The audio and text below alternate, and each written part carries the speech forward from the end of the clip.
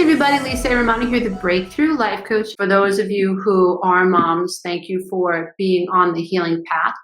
Thank you for blessing the world with divine female energy.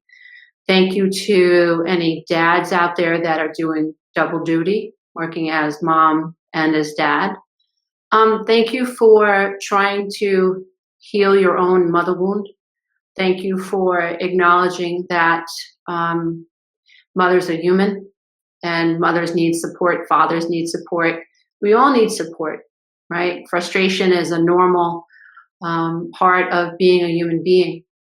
And we all screw up and we all make mistakes.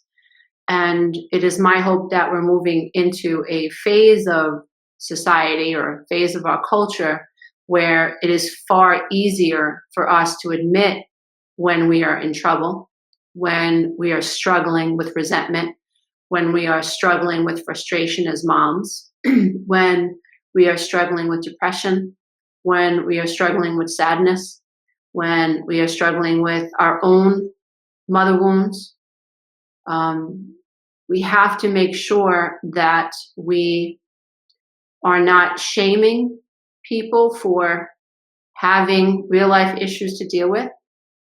And I love having this opportunity because I think that we have to be very, very careful about, healing in general, because what's screwed so many of us up in the first place was our own mother's shame and our own mother's pain, right? And so, I share so much of my personal life with all of you. And so many of you appreciate that. And I think sometimes it's so much easier to understand a concept when someone shares something personal about their life. I love when authors, for instance, share something about their life. It makes it relatable. So like in my situation as a young girl, being born to a 19-year-old mom who had 2 alcoholic parents, I was just a little girl that needed her mother. I didn't know that my mother had rage and it was valid. I didn't know that my mother had frustration. I didn't know that my mother felt abandoned and rejected by her mother. I didn't know that. I didn't know that my grandparents were both alcoholics. I didn't know that. I didn't know that my mother felt invisible, when it came to my father. I didn't know that. What does a child know? No, really. Whether you're a 12-year-old mom or you're a 50-year-old mom, the child that you give birth to thinks that you're God, right? And so we have to be careful in our society that we make sure that we understand why we're getting wounded in the first place. Wounded people wound people, right? So where there is drama, there is trauma. Now, my work hinges, and some of you who are on the line have taken my classes, thank you so much for being here. You know that so much of my work, lesson 1 in the 12-week Breakthrough Coaching Program, is understanding when a divine connection goes awry. When the process by which our life, our creation, the life that we were, that we are, when the process gets interrupted, there is dysregulation. We are not regulated, and that's not our fault, right? And it's so important that moms and dads and just people in general, teachers, doctors, whoever, it's psychiatrists and therapists, coaches, healers, very oftentimes I'll have someone come into the class or that I coach personally that is a coach or a psychiatrist or a psychologist or a therapist. And we get to a point where we recognize that while there is this great capacity to want to help others, there's just so far we can go when we have yet to heal ourselves. And healing is counterintuitive. We must recognize that the brain does not run towards forest fires. Where there are gaping wounds inside of us, your brain doesn't want to go there, dear one. Your mind doesn't want to have a cup of coffee with your abandonment trauma. It wants to text it away, or it wants to watch television, or it wants to dissociate in some other way. It wants to have an argument. wants to project. Your mind doesn't want to fall into the lap of attachment trauma. The land of attachment trauma is the most painful place you can be because you are two. You are naked. You are born to this world. You have no idea what the hell this is all about. I often say that attachment trauma, if you can imagine the fear and the terror of a 1-year-old walking naked and hungry on the Brooklyn Bridge with traffic, right? Where is my mother? And the powerlessness and the fear and the noise, it's overwhelming, right? That's what attachment trauma feels like. Who the hell wants to go there? I don't. For years, I didn't want to go there, right? For years, I didn't know it was there. I was just codependent. I was ornery. I was sick and tired of being sick and tired. I was pissed off all the time with good reason, and it was valid. But I was just angry. I was irritable. I was losing my hair. I had asthma, migraine headaches. My stomach was bothering me. I had an ulcer. I was diagnosed with clinical depression, panic disorder. My heart used to beat out of my chest. It felt like there were horses in my chest. I remember saying to my ex-husband, I have to go to sleep. And he'd say, why? I said, because I'm afraid that my heart is going to jump out of my chest. I have to find a way to calm down. I was a mess, And you know what? It was the definition of insanity. Because I kept doing what I always did, expecting a different result. Because I had no awareness of what was wrong. I knew that I had a difficult and complicated relationship with my mom. But I had no idea or no true understanding of how that had affected me and the way I felt about myself and how it was now showing up in my life. I knew that I always wanted my mother's validation, but I didn't know that as a 30-something-year-old mom of 3 kids who owned her own business and her own house, I didn't know that I was still seeking her validation. I didn't know that. I didn't know that in everyday life, the fear of not being good enough, because my mother had, in my opinion, my perception, my inner child's perception very early was, she does not love me. There's something fatally wrong with me. I have to fix it. I don't know what it is, but I'm going to try to fix it. I did not know that this wound of rejection, right? We call it the mother wound. When a mother has unprocessed rage, when a mother has unprocessed wounds from her own past, when a mother is immature in her thinking process, when a mother is below the veil of consciousness, when she is burnt the hell out, when she is in a situation and she has all of these responsibilities, but she has no cognitive awareness as to how to make things better, nor does she understand that her past very much is affecting her now, right? So many things need to be addressed. But I think for those of you who are here sharing this time and space with me, thank you very much for being here, obviously, right?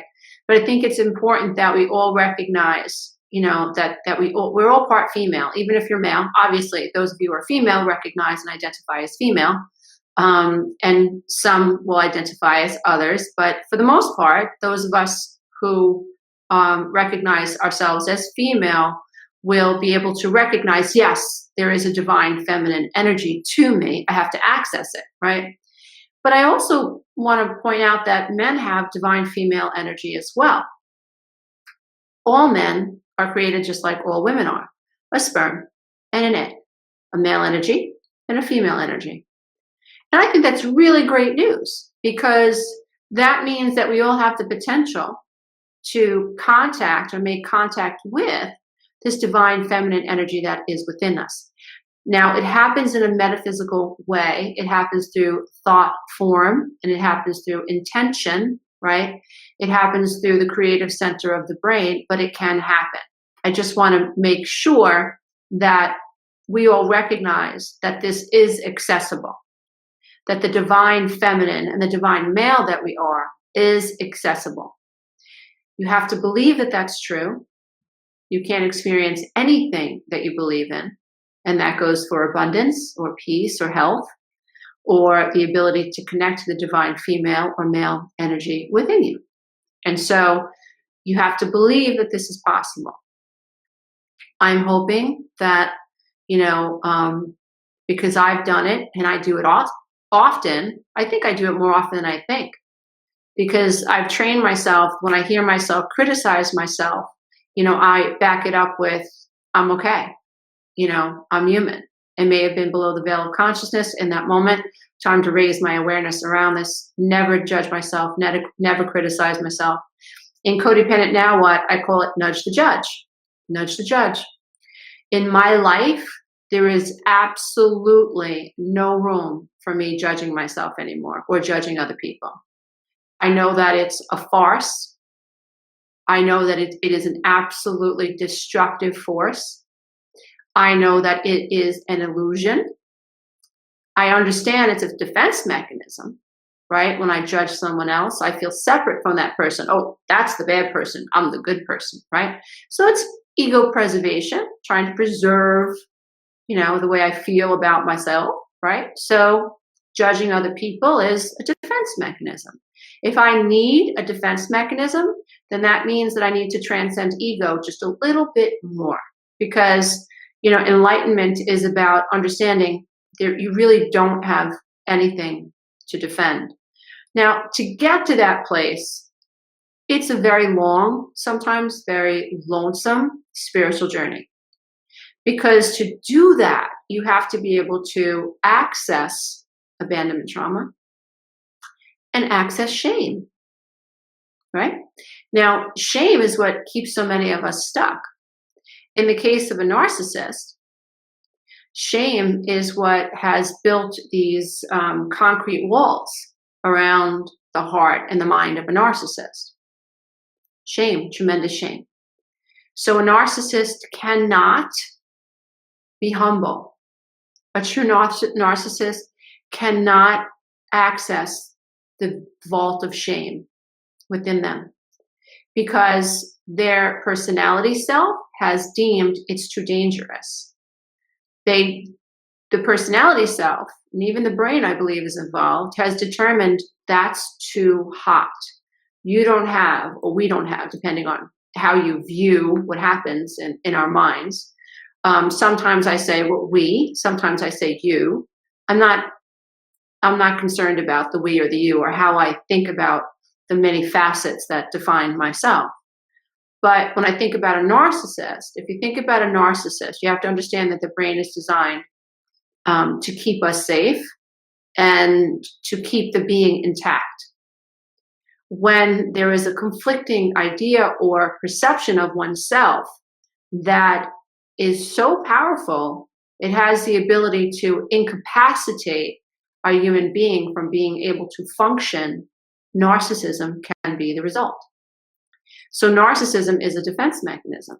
There is so much shame inside this person from whatever has happened to them in their lifetime that they cannot access that shame. And when you dare, or anyone dares, to suggest that this narcissist has made a mistake or this narcissist is mistaken, the narcissist's projection can be vile, can be absolutely vile, right? So if you're dealing with someone who has high narcissistic traits, right, the moment you don't give them your 100% attention, or the moment that you suggest that, they should take care of something on their own, or the moment that you suggest that they're doing something wrong, right? You think about the amazing fear of abandonment and shame and the defense mechanisms that have been created to make sure that those types of insults are deflected. Narcissists can't let that land, right? They can't, because that threatens their ability to keep their mask intact. So the mask is keeping them psychologically intact. So we can have all the empathy in the world for someone who has high narcissistic traits. I believe my dad has high narcissistic traits. And I think it goes back to having a mom who committed suicide at 3 and having a father who was a violent, raging alcoholic who humiliated his children, right? So my father learned very early on that the world is not a safe place. Child Protective Services came into their home many times, threatening to pull the kids apart, right? My father watched his brother get beaten. My grandfather actually took a piece of wood and put it on my uncle's head, put a nail in it, and was hammering the nail into his head. This is the kind of torture that my father grew up with. My grandfather took a car and tried to chase him down in a schoolyard, right? So if you think about someone like my dad, who didn't feel nurtured, who felt, oh my God, my mother has abandoned me and left me with this maniac, right? A little baby decides it's my fault. I wasn't good enough. Mommy abandoned me. She left me here with this man. I must be bad. This must be the reason. Because the little child's mind has to make sense out of these many big problems. Now, the only thing that the child has control over is their understanding of self. It must be me. That ties this whole terrible situation up into a bow. It makes sense. It's invalid, right? But it makes sense. Mommy killed herself. She left me with this crazy person, right? Who's beating us and abusing us, and we're not eating, and we're hungry, and we're cold. The only thing that makes sense is it's my fault. Imagine the shame that comes from that. The problem is people who have, and there are narcissists who have suffered, even worse than that, if there is such a thing. But my point is for us to recognize that narcissists are blanketed in shame. Psychologically, they are locked behind these walls. And any attempt that we have to climb those walls will be met with vicious attacks. And so it is best for us, in my opinion, I've learned to bless people in love and light if I see something that represents the inability for humility and empathy and a fair, volleyball exchange of vulnerabilities and intimacy. I don't judge anymore. Okay, in love and light. Took me a long way to get there. Okay, it took me a long time to get there. But I believe I'm doing pretty well. But I have work to do, and I work on it every day. And so, if your mom was a narcissist, right, and you've gone no contact, and it's Mother's Day, that's really hard because society is suggesting that for a couple of reasons. Like, right, society suggests it's Mother's Day, go buy flowers, right? Go send mom a card, go visit for Mother's Day, right? And lots of us have friends who have mothers where, that's a nice thing. They can go and say Happy Mother's Day. But many of us do not. I remember struggling. My mom passed away last year, but I remember struggling, standing, in front of cards, trying to pick out a card for my mom. So many of them were just overly gushy and mushy, and they weren't real. They weren't authentic, right? And it was traumatizing. Honestly, it was traumatizing. Standing there in front of this card section, reading these beautiful cards, made my heart sink because it wasn't my reality. But oh, how I wished it was. When I saw people going in reading cards, oh, mom's going to love this. And they'd zoom out of the CVS or wherever they bought their card. I think, oh my God, how lucky that person is that she can go home and write this card out and mean it. What a beautiful thing, right? And so those of us who don't have those types of relationships with our mom, Mother's Day can be very triggering. Mother's Day can be re-traumatizing. If your mom is alive and getting older, you may struggle with reaching out at all. So that's valid. Those are normal feeling, right? So it's important that you validate how you feel, that the fact that you have a troubled relationship with mom is not your fault, right? The fact that you can't have this fair, lovely, even exchange of intimate, vulnerable conversations about truth, that's not your fault. That's a reality that you did not create.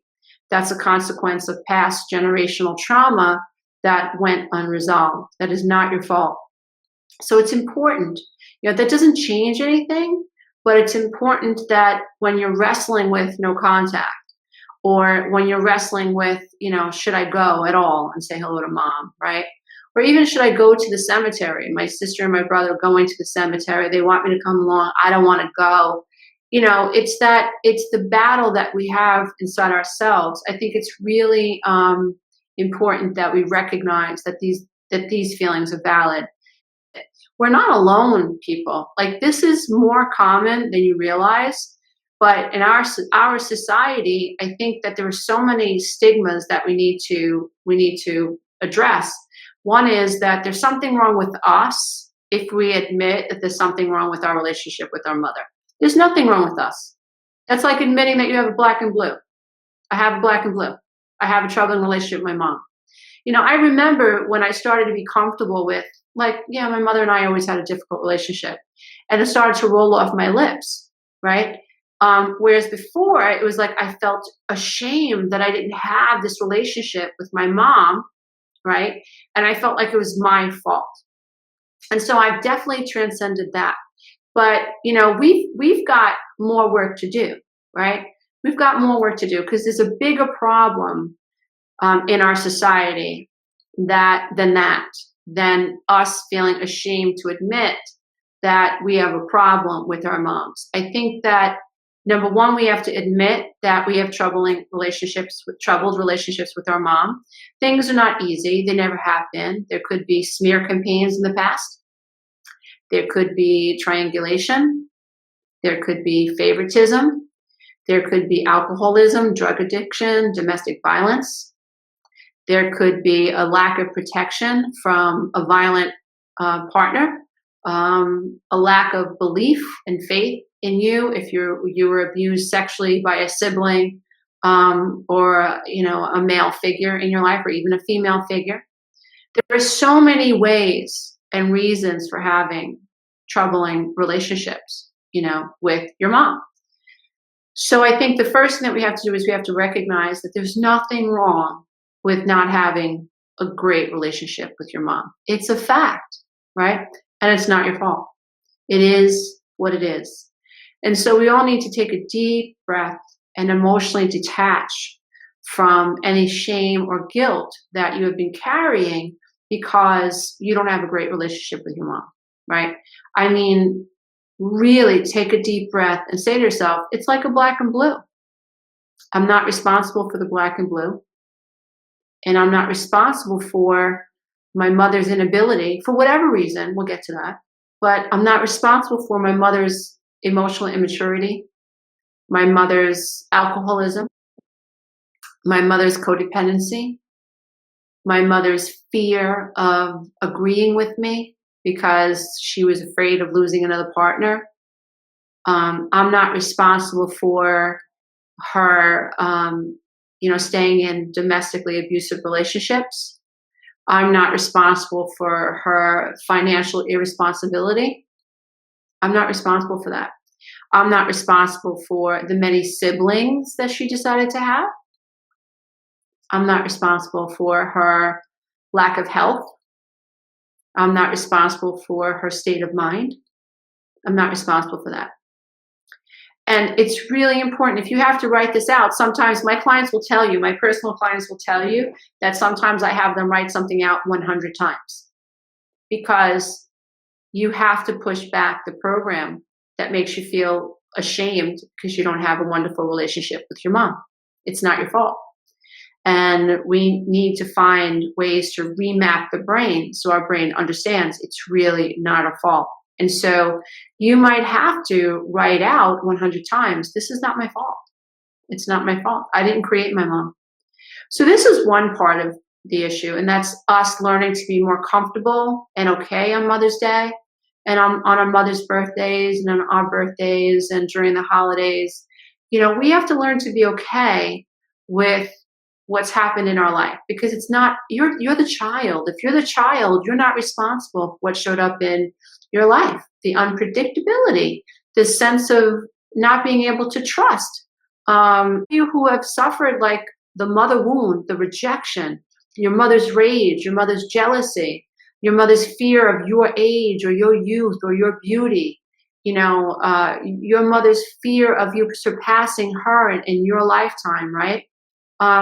this is very real, and it makes you recoil inside your own self. And it is so not natural to be rejected by your mother. It doesn't make sense in the child's mind, because mother is the Almighty. And so if God has rejected me, it must be me, right? And that's what a child thinks. So it's important that we recognize, yes, we can feel suicidal on Mother's Day when we're thinking about, when we see all these vendors with flowers for Mother's Day, and we see, people rushing in and out of Hallmark stores or CVS's looking for a card for Mother's Day. When we hear our friend talk about going to see their mother for Mother's Day, when we see a post on Facebook or Instagram or Snapchat, me and my mother on Mother's Day. Oh my God. It's a reminder of what you never had, but it's also a reminder of what you may have believed you were unworthy of. And that is freaking traumatizing.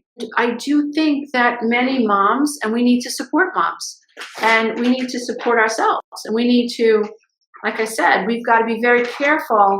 And I wrote some notes down, but we have to be very careful that when we're on the healing journey, we have to be careful about shaming other mothers, right? Because every once in a while, I just had someone reach out to me recently saying that my daughter has gone no contact with me. How do I resolve that, right? And number one, we want to know why our children have gone no contact with us.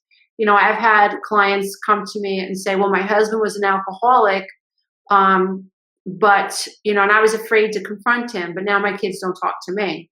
Because, dear one, as difficult as this is here, right, children do need to feel protected. And even if the parent wasn't an alcoholic and wasn't raging and wasn't abusive, a child still needs to feel protected. And sometimes they will judge the parent who was sober more than they judge the parent who was the alcoholic. So it takes a lot of therapy. It takes a lot of forgiveness. It takes a lot of self-understanding and self-analyzing to understand the big picture, right? So, my son went no contact with me for off and on quite a number of times, and it was so painful. What helped me was to realize that I had screwed up, that he had witnessed lots of raging and lots of yelling and lots of arguments. I did say things about his dad, under my breath. I did, say things I should have never said. I did yell at my son when I should have not yelled at my son. I was rageful. I was frustrated. Oh my God, was I frustrated? It was a crazy time. I kept doing the same things, expecting a different result. And so I had to acknowledge that my son was part of this dynamic, and it was not his fault. It was not his fault. I understood that my ex-husband was using him as a pawn, right? That was not my son's fault. I understood that my son at the time was very interested in the things, the materialistic things my ex could buy him versus the things that I could not buy him, right? So rising to a higher level of understanding, being humble, recognizing his needs were not met, recognizing that I was part of the problem below the veil, right? Being very, very careful about, slipping too far down the rabbit hole of self-shame, because I wouldn't have been able to help him if I did. But rising to a higher level of consciousness and understanding that my son's was a consequence. But I also always kept my eye on the prize, that I knew that if I continued to fly, if I continued to make strides in my own life, that eventually things would work out. And now my son is 30 years old. He'll be here for Mother's Day, traveling over an hour and a half in the crappy weather to come see his mom. Sent me gifts, so I received them on Mother's Day. I would say that we have an amazing relationship today, but that's only because I accepted where he was. I didn't judge him for where he was, right? And so it's important that we work on ourselves. So that brings me, so let's just go through a couple of things. So let's talk about the mother wound, right?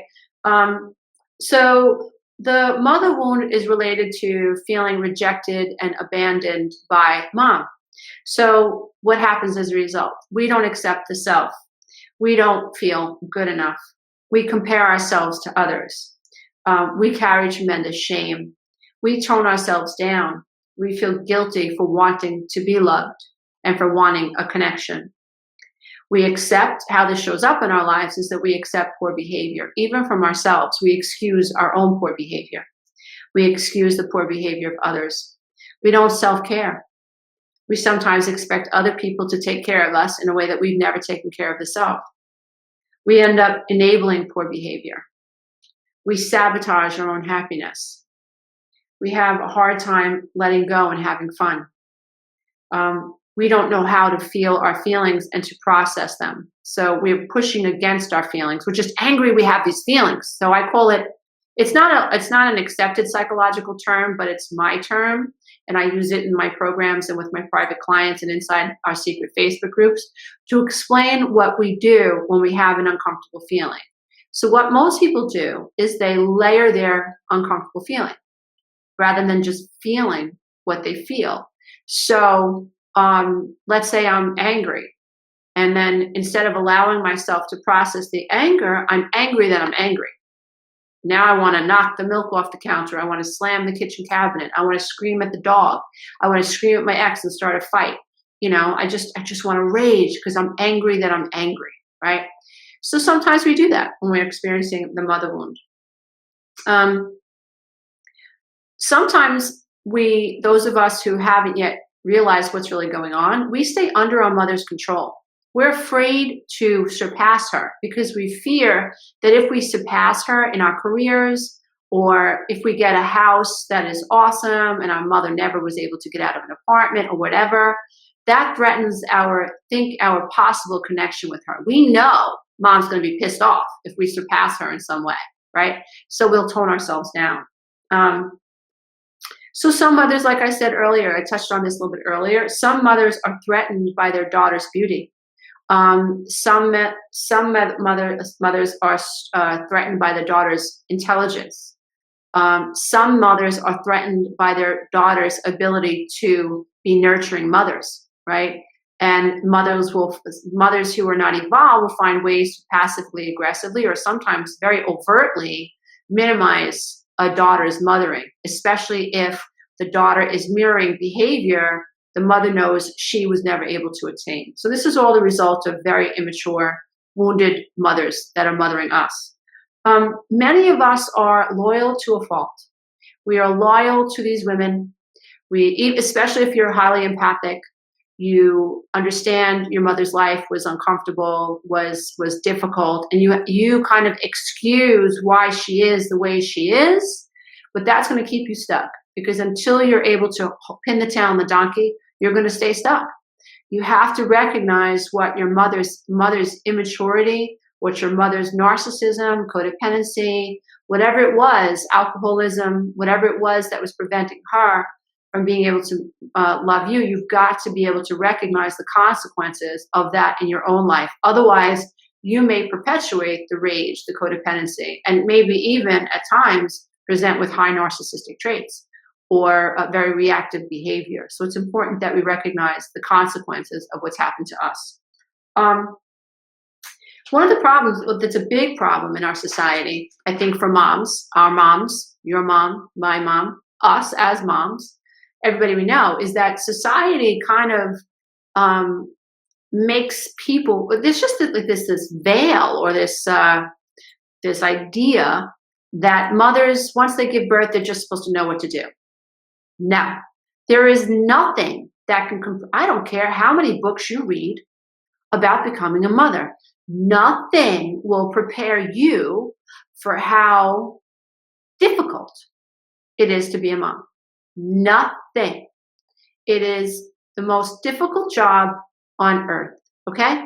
So it's a difficult job, and it is one of there is frustration in motherhood. There is anger in motherhood. Listen, you take care of a kid for 16 years, right? You sacrifice for a child for 16 years, right? And one day she tells you to go scratch your ass. Are you serious? I don't care who you are. That's going to piss a mom off, right? Or you're working all day and you didn't get home until 6 o'clock at night and your little one refuses to go to bed. You're going to be angry. You might even be full of rage because you've got to get to sleep, right? You have to go to work at 7 o'clock in the morning and, you have a little one that's got an ear infection and is crying all night long. You're going to be pissed, okay? That doesn't mean you don't have empathy for your little one. It just means that you're normal, okay? You just dressed your little girl in the most beautiful dress ever, and she, goes into the refrigerator and she knocks over a strawberry shortcake, and now this dress is ruined. You're going to be pissed. You're going to be angry. You have 2 or 3 kids and they're running around the house and you've got laundry to do and you've got homework to do. You're going to be pissed. You're going to be angry. You're going to be frustrated. You're going to cry. You may have a temper tantrum. This is normal. We have got to help ourselves and mothers understand that it is normal to be angry. It is normal not to know what to do all the time. It is normal to be frustrated. It's normal to once in a while not even like your own kid. It's normal, right? You've got a kid that is sneaking people into your house when you're not home, stealing your money. It's hard to like that kid, even if it's your own kid. That's normal, right? Totally normal. None of us have all the answers. And most of us learn after the fact. But so what do we do? What do we do about that? What we do about that is we reach out for help. We find women in our community. We find people in our community that are older, that have gone through these types of things, and we talk about how we feel. We find an accountability buddy that says that understands that you're a wonderful mother, you're a wonderful dad, that you're having a rough day, and you need somebody to support you. We have got to support one another. And that's why, with my work, I get a little, I do get concerned. And that's why I'm grateful for this opportunity to share these ideas with people like you, because so much of my work hinges on me making sure that you as an individual know what the consequences and what the cost was to you because you were raised by somebody or people who were abusive, right? But that's not the end of the story. Now, when we accept what's happened to us, the goal is to move into a state of surrender and acceptance and allowing of what we can't control so that we can ultimately heal the shame that's within us, and we can move to a place where we even understand our parents, right? Now, some parents, one of the worst things I ever heard was from somebody who told me that her mother was so dysregulated, that she used to smear, and I know this is going to sound gross, but this was her reality, that her mom used to smear feces in her face, right? So working with this person to try to, are you kidding me? How horrible is that? I mean, how horrible is that, right? But for this person to be able to transcend the shame of that and to heal and to integrate, the goal was to help her to understand how dysregulated and how disordered and even mentally ill her mother was, so that she could release her mother. Because when we have anger for someone, we've swallowed an angry stone, and that stone is in our belly. Whenever we're angry at someone or we're frustrated, that frustration and that anger is in us. It's a part of us. My children are very upset with their dad. Very upset with their dad. I'm trying to move my children into a state of acceptance and allowance of how they feel, and acceptance of allowance of who he is, so they don't have unrealistic expectations of this person, right? But I'm concerned that my children have anger for him. And I try to help them see that when you have anger for someone, that means that the anger is inside of you, right? It might make the ego feel like, I'm a big tough girl, or I'm a big tough boy because I'm angry at this person, right? But I want you to understand that on a quantum level, the energy of anger is within you. Now, that doesn't mean we, put our rose-colored glasses on and we become Miss Pollyanna and we pretend like everything's okay when it's not. quite the opposite. We accept that nothing is okay, but we surrender to the fact that it's not okay and we can't control this. That we feel the way we feel about this person, but we're willing to release the anger and wish this person well in spite of how they've shown up in our life. If we can do that, then this person has served us well, has absolutely served us well. I can lift it. And depression, by the way, is anger turned inward, right? So I think that we need to, in terms of mental health, we've got to get to a point. Thank you so much, April, for saying that working the 12-week breakthrough coaching program has changed the course of your life. Thank you so much. Your voice is in my head all the time, shutty, shutty. Susie just asked, not everyone is like that. How come we turned out different than them? You know, I have, it's a very valid question, Susie, but the way that I've looked at it is that my mother wasn't born in the age of Dr. Phil. My grandmother, who committed suicide back in the 1940s, what the hell was around? World War II, the Depression, you know, there was no AA. There was no understanding of how alcoholism affected a family system. You know, there was no Dr. Phil, there was no Oprah, there was no Dr. Oz, right? There was no internet, right? There was, you know, back in the day, it was you were shamed for, you know, and not too long before that, not too long ago, they were still doing lobotomies, throwing people away, not understanding why people felt the way we felt. We've come a long way in 100 years. We still have a long way to go. I think that, in my opinion, the mental health community has got to start paying attention to the input versus the output. Anxiety and depression is an output. CPTSD and trauma is the input. Let's talk about why I am anxious. Please help me understand my depression. Then we have to understand our input. And that's what my work hinges on. Understanding the who that makes me me. And I'll tell you what, we're all 99.9% the same. Your infant self had the same needs my infant self had. Same needs. The same wounds that got created in me, because in my situation, were created in you. My brain, my being, myself, my infant self needed the same things you needed, right? I don't care if you come from South America, Antarctica, Sweden, Yugoslavia, or Greece, or Asia. It doesn't matter. Every newborn, right, had the same set of needs. And hundreds of people have come through my particular program, and it all hinges on teaching people about why they are the way they are. It's coming out of the limbic brain and the feeling brain and moving into and expanding the awareness of the thinking brain. The brain is three parts. It's reactive, it's feeling, and it's thinking. But most of us are reactive and feeling. We're not thinking. We're not thinking about the way we're feeling. We're not thinking about the way we react, right? And unfortunately, we go to many professionals and they're not really investigating why we are showing up the way we're showing up. It's sort of like going to the doctor for, you know, a clogged artery, and they stick a stent in you and they tell you to go home. It didn't solve my freaking problem. I want to know why I have atherosclerosis. I want a solution to why I have a clogged artery. Well, so we have to be really careful. Very oftentimes we go, we present with the symptom. We think the symptom is anxiety. We think that the problem is depression, but these are just symptoms of something much deeper, right? So that's just, you know, for you and I to really pay attention to. And we have to want to know more about ourselves. So if you're in therapy, you know, you have a right to know why you are the way you are.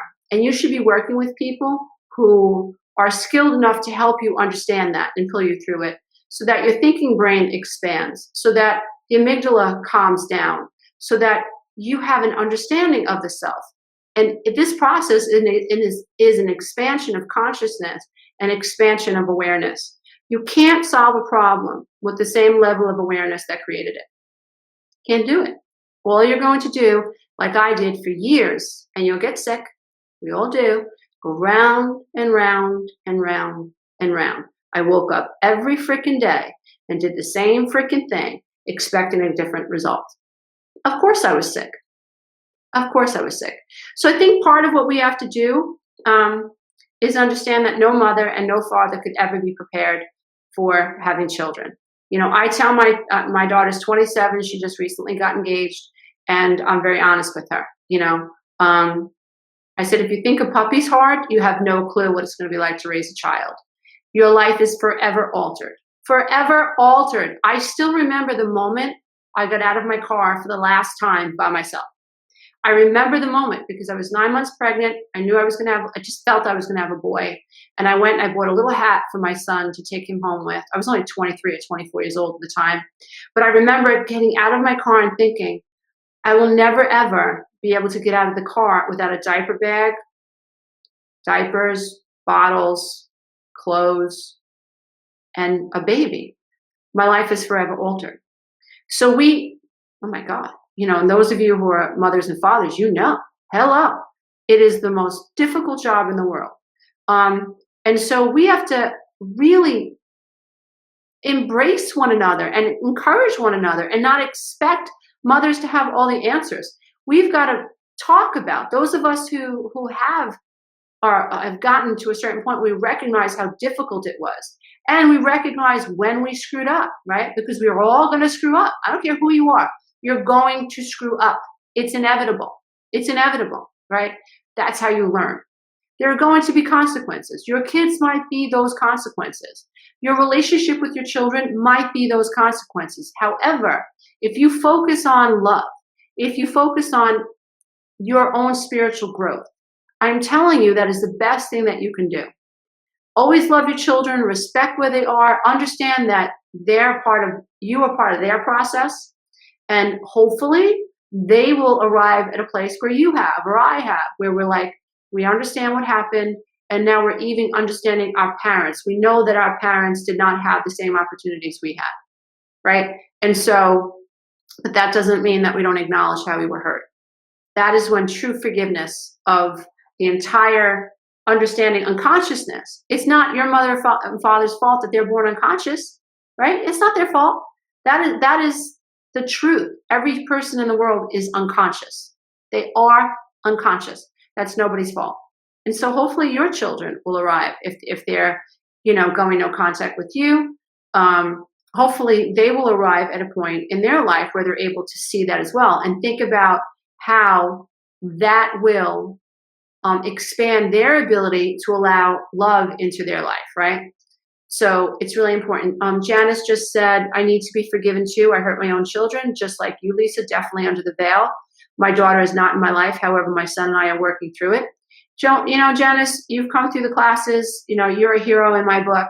You are, you know, the Bible says only the humble shall inherit the kingdom of heaven. The kingdom of heaven is possible right here on earth.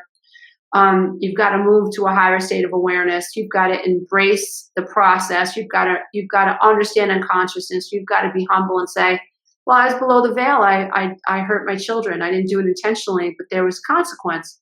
But I'm willing to change myself. And you've got to hope that your children can get to that point too. You know, so that's something that you can move towards, Janice, just self-love, self-love. So I think what we have to do is we've got to really help moms and dads understand how difficult being a mom is. So society's messages are confusing. We think that we should just be able to love and sacrifice and have no needs as mothers and fathers, but that's just not the case. And we're not bad because we have needs, right? We're not bad because we need a break. But we really have to face the stigma that mothers are not perfect, right? And our generation, because we're so much more aware than our own mothers and fathers, our generation has to be willing to see that we weren't perfect, and that's okay. We can only, you know, only play with the tools that are in the shed at any point in time. Our job and our journey is to get more tools in our shed so that we can love ourselves more and understand our children and finally show up for them the way our parents should have shown up for us. We have to become self-accountable. So as mothers, we must be careful. We do not behave as if our children owe us, right? Because we sacrificed in some way. I hear this a lot, you know, look what I did for you. You know, how dare you disrespect me? You know, you think you had it rough, you should have seen the way I lived. These are statements that invalidate children, right? And it's important that we do not invalidate our children and that we do not perpetuate this mother wound to our own children. So parenthood is about self-sacrifice. You're going to sacrifice sleep. You're going to sacrifice quiet. You're going to sacrifice vacations. You're going to sacrifice time. You're going to sacrifice being able to wake up and have time to go to the bathroom by yourself, right? So parenthood is about sacrifice. So those of us who haven't had children yet, if you're thinking about having a child, know that parenthood requires sacrifice. For those who have chosen not to have children, I know plenty of people who have chosen not to have children. I think that's awesome too. That's another thing. That's another stigma. We've got to stop making women feel like there's something wrong with them because they don't want children. If they don't want children, that's totally fine. There's nothing wrong with that, right? But it's important that we think about the consequences of all our actions, and we arrive at a place where we accept everybody for who they are and what their needs are. So the solution, well, I'm always about the solution. Recognize the problem and focus on the solution. So I think that we have to recognize our wounds from childhood. Then we eventually have to get to a place of understanding our own mothers. And our mothers were not born in 2019 or 2010 or in the day of Dr. Phil or Oz or Oprah or anything like that. Our mothers were not born in that era, and that has a lot to do with it. And then we got to think about the era that our grandmothers were born in, the Depression, the wars, the Holocaust in some cases, what they've been through, what their mothers went through.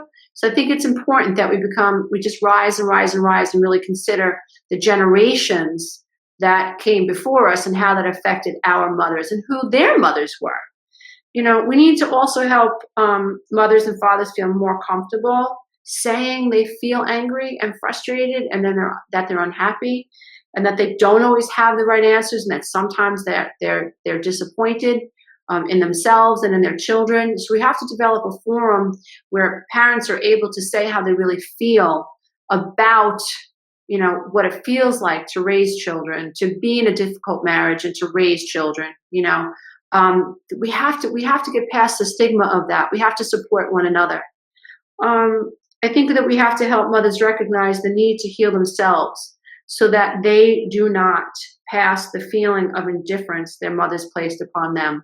So the mother wound is very serious. And if you're a daughter or a son who experienced that rejection and that feeling of indifference and you're still living with it today, Mother's Day could be difficult for you. I want you to know that that's valid. I want you to know that makes complete sense. And you're not alone, and I really do think that one of the best things that we can do is just acknowledge how we feel. Yes, when we don't go to Mother's Day dinner. Yes, when we don't send the card. Yes, when we don't call. Our sisters and our brothers who, are flying monkeys perhaps, or codependent, or have sacrificing their own lives for mom, they might give you a hard time. You have to accept them for that. You do. They have a right to live their life indebted to mom, even if you choose not to play the game anymore. They actually have that right. You don't have to be in resistance to how other people feel about the way you feel about your mom and about your childhood. I think this is a very important thing. I think many of us struggle with feeling ashamed that we don't have what other people have, and that has to stop. It's time to embrace how we feel and accept it. And, allow our fathers or our siblings to have whatever relationship they want with our mothers. It's time that we recognize that our mothers were wounded also, and that our grandmothers were wounded. But it's also very important that, while we acknowledge how we feel and we eliminate any shame that we have about not having the kind of relationship we would have wanted, that we also know that the goal is to move to a place of complete surrender and a complete allowing other people to feel their feelings. And this leads into us being more supportive of one another as mothers. And I think that if we can do this, we can help heal ourselves, we can help heal our children, and we help heal society. So if you know a mother in need, if you know a new mom, reach out. If you know women who have small children, acknowledge how difficult it can be. Let them know that they don't have to be perfect. Let them know it's okay to have bad days. Let them know it's okay to be really angry and really frustrated. It's totally normal. Let them know that you see them and that it is unrealistic and unfair of them to expect them to be able to deal with the enormous demands of a growing child's personality, right? Especially when you have your own wounds to manage. So, dear one, on this Mother's Day and every day, I really hope that you're moving into a place of self-care, self-love, and self-acceptance. On May 15th, I'm having a live webinar, and it'll be this style. I'll be able to, I don't think I'm going to use slides. I work very well responding to people, and so I'm looking forward to speaking to many of you live. When you arrive at the webinar, I believe only the first 100 to arrive will be allowed to speak to me live. So if you're interested in asking me some questions, put some time and effort into, getting those questions together. And hopefully, I cannot make any promises, but hopefully you'll be able to ask me some questions live. Feel free to reach out to me on my Facebook page, this Facebook page, my official Facebook page. And you can leave questions. I'll leave a post so that you can actually leave questions there. And the day of the webinar, I'll pull from there as well. And this is all to introduce my modality and introduce the 12-week breakthrough coaching program that launches August 15th. And I want to say thank you to the moderators who are on the live call. They help me moderate the group and help pull people through the veil of unconsciousness and into higher realms of consciousness so that they can live a more full and integrated, self-loving life, accepting of what has been and no longer plagued by guilt and shame and not knowing what to do in the future. Thank you for being here with me, dear ones. Love yourself, give yourself a break, and know that you are enough. Bye for now. Until next time. Bye.